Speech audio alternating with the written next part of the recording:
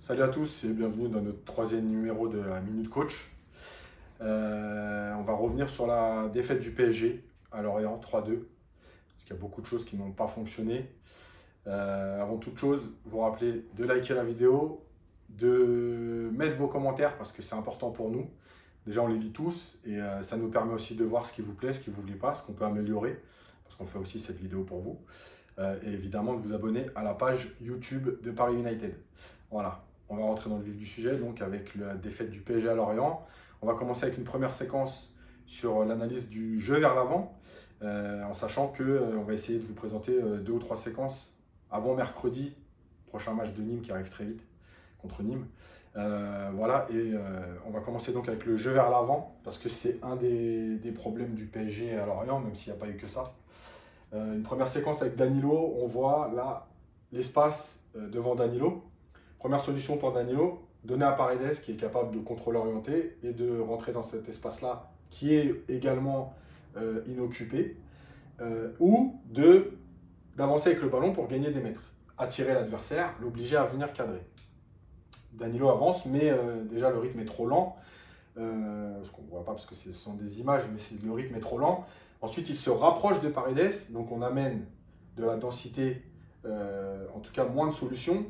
Et il peut continuer à avancer parce que cet espace-là n'est toujours pas occupé et que les Lorientais ont décidé de le laisser avancer. Là, on voit bien qu'il est beaucoup trop près de Paredes, ce qui veut dire que s'il lui donne le ballon, il ne se passera rien. Reste une solution qui serait de trouver Icardi dans la profondeur, mais désormais, Danilo est mal orienté. Et cette passe aurait pu permettre d'éliminer une ligne, mais aussi donc à Icardi de garder le ballon, à Di Maria ici de venir proposer, donc de jouer avec lui, de jouer avec Mbappé, et on est à 2 contre 2. Tout ça, c'est important dans le déroulé du match, parce qu'on va voir là que Danilo fait le choix de mettre le ballon derrière lui, donc pas de prise de risque. Tout ça, c'est important, parce qu'on est en début de match, et que là, les Lorientais comprennent déjà que quand Danilo aura le ballon, il n'y aura pas de jeu vers l'avant, il n'y aura pas de prise de risque. Donc, ils ne vont pas être obligés d'être concentrés, de coulisser tout le temps et même de sortir pour venir cadrer. Ils vont pouvoir rester en bloc sans être mis en danger. La deuxième séquence, ça concerne toujours Danilo, qui est un peu plus haut sur le terrain. Là aussi, il y a un intervalle. Alors, il n'est pas immense, mais il est suffisant pour donner un ballon à Neymar ici et éliminer encore une fois la ligne lorientaise. Mais on va voir que malheureusement, encore une fois, par manque de confiance, de technique, plein de choses additionnées qui sont compréhensibles, mais qui ne permettent pas au PSG d'avancer, Danilo va faire le choix de jouer avec Paredes vers l'arrière. Ça fait aussi partie de toutes ces statistiques qu'on nous explique. Voilà, ce joueur a réussi 95% de passes, ok. Maintenant, dans quelle zone, comment, vers où, qu'est-ce qu'il a créé? Est-ce qu'il a créé du danger, de l'incertitude?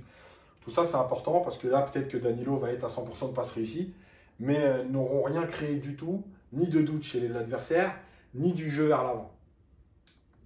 On voit une dernière situation, encore une fois, Danilo, là, il est plutôt bien orienté, il reçoit le ballon, première situation, enfin, première hypothèse, il peut jouer avec Neymar ici. On voit bien que l'intervalle est très grand, que les Lorientais ne sont pas du tout en place, ils n'ont pas fermé les intervalles de passe, donc Danilo peut chercher Neymar. Il va faire un contrôle. Dans ce temps de contrôle, le joueur de Lorient sort sur lui. Donc déjà, il lui empêche une première possibilité. Malgré tout, l'intervalle est encore assez grand pour trouver Di Maria, qui lui aussi s'est mal positionné parce qu'il est venu à l'intérieur du jeu, mais il est relativement libre. On peut donc trouver Di Maria. Di Maria peut laisser passer pour Neymar, si les deux joueurs communiquent.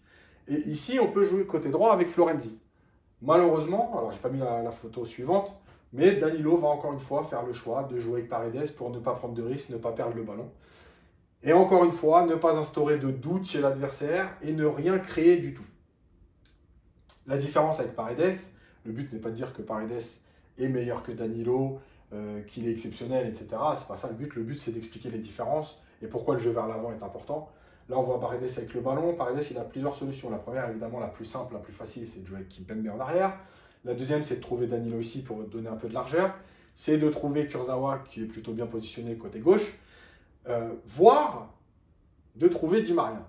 Et la différence avec Paredes, c'est que quand on le laisse un petit peu libre, lui, il va prendre le risque. Et on voit bien le ballon ici, qui se dirige vers Di Maria. Là, parenthèse avec le jeu vers l'avant, Di Maria, il aurait pu se positionner correctement et faire un contrôle intérieur du pied gauche, parce qu'en plus c'est son bon pied, et s'orienter vers une zone libre. Malheureusement, il va choisir la semelle.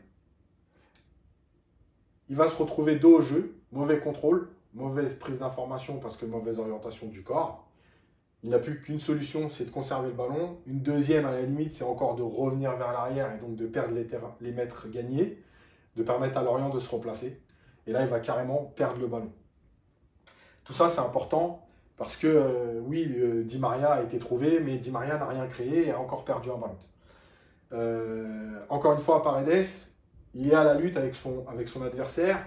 Il y a des intervalles de passe. Il peut en trouver un ici avec Mbappé et il peut en trouver un profond avec Icardi. Et encore une fois, Paredes va chercher cette solution de jeu vers l'avant. Voilà, on le voit, il va trouver Icardi qui peut ensuite garder le ballon, jouer avec Di Maria qui est déjà bien positionné face au jeu, qui peut ensuite aller frapper ou trouver Florenzi qui est venu proposer une solution. Voilà, là pour une fois, on a une situation qui est bien amenée. Et cette passe qui fait mal parce qu'elle élimine tous les Lorientais, il ne reste plus que la ligne défensive. Voilà. La différence avec Verratti, c'est que, alors, déjà, premièrement, il y a un mauvais positionnement du groupe ici. On voit, ils sont tous dans la densité. Personne n'occupe cet espace libre. Là, Paredes donne à Danilo. Et ensuite, le joueur lorientais est sorti. Danilo peut jouer là. Danilo peut avancer. Et c'est le problème quand il n'y a pas Verratti. Verratti aurait sûrement contrôlé et gagné des mètres. Il aurait aussi, avec Paredes se serait sûrement déplacé pour jouer avec lui en triangle et éliminer le joueur lorientais. Sauf que là, Paredes ne le fait pas. Alors déjà, il ne le fait pas, c'est de sa faute, et il est coupable. Mais il ne le fait pas aussi sûrement parce qu'il sait que Danilo ne va pas faire cet échange-là. Donc il ne va même pas proposer cette solution. Et c'est ce qu'on explique souvent dans l'association des joueurs. Les joueurs, ils proposent aussi en fonction du joueur qui a le ballon. Quand on sait que le joueur ne donne pas forcément le ballon, qu'il n'a pas la qualité technique, malheureusement, parce que les joueurs devraient le faire systématiquement, et après, l'entraîneur corrigera le joueur qui est coupable, mais malheureusement, les joueurs ne font pas tout le temps l'effort parce qu'ils se disent, tiens, là, il ne va pas le faire. Et l'absence de Verratti, elle est importante dans ce genre de situation.